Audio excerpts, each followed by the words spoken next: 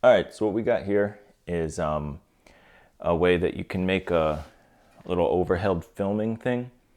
For filming my progress on piano, I wanted to have an ability to film over the top of the piano instead of on the side, but I don't have anything that can do that. So here's one idea that you can do. Maybe it can help with other things as well. So I do have this tripod. So that's one of the things. That's my vertical post. Then I have this piece of wood. It's a 3-foot little thing of wood. And the idea is I'm gonna attach it to this and offset it like that. I'll have my phone on one end and a counterweight on the other. And then I can film on this side. So I'll just kind of show you how I do it with just kind of stuff that I happen to have. One thing is I'm filming with my phone now, so I can't show you that. But I have this little clip thingy. The phone goes on, and I'll be attaching that to one of the ends of the piece of wood to hold on to the phone. And I'm going to use this little thing here that's also for attaching a phone. This one's for attaching a phone to the tripod. And this is what's going to, if you can kind of see, it sort of fits in this little gap. See, it's kind of like this shape. Your phone's supposed to go in here. Kind of fits in this little gap. But to prevent it from sliding out, I'm going to tie it on. And so I'll show you that happening as well.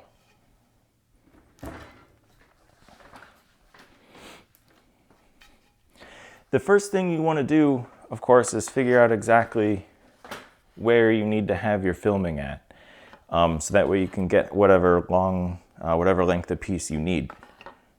So make sure that you kind of figure out that. I've already got my measurements done. So just make sure you get your measurements done of kind of exactly where it's going to be. Maybe you can put a mark here and here or something. So that way you can make sure that you put that in the right spot. Then what I'm going to do is I had a pair of shorts lose the little tie last week.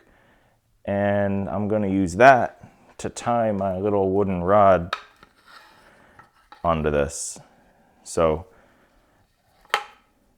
we'll get that done, and then I'll show you that. Before you attach anything to the stick, make sure you get the mass of that stick.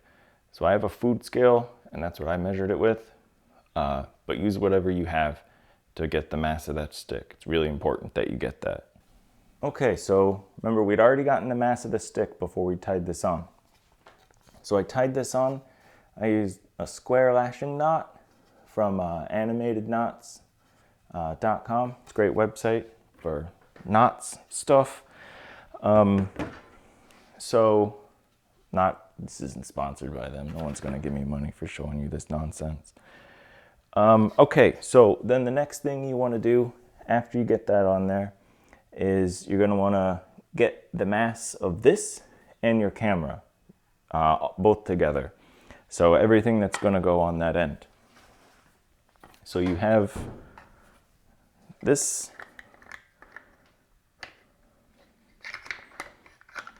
Make it fancy. There we go. Look at that, professional. So it's pivoting, right? You're gonna get the mass of this. I can't show you with the phone on there, but you're gonna get the mass of this. Just like getting the mass of the stick, I used the food scale for that. You're gonna attach this to where you previously marked on it is where you want it to go. You're gonna get the distance from here to the middle of this thing. All right, so you want that distance. You want center to center of this. So the middle to the middle, you need that distance. You also, of course, I think I mentioned, need the length of the whole stick. Yeah, don't forget to get the mass of this too. And then you're good, and then we can do some calculations with that. One thing we'll need to make sure that we do is get the weight of the counterweight, because you have to make sure that your vertical support is going to be able to hold the mass of everything that you put on it, that total weight. So this is the equation that you'll use, and we'll just kind of walk through what the different parts of this are. The first one that we'll say is LB. That is the total length of the beam, so from one end all the way to the other end.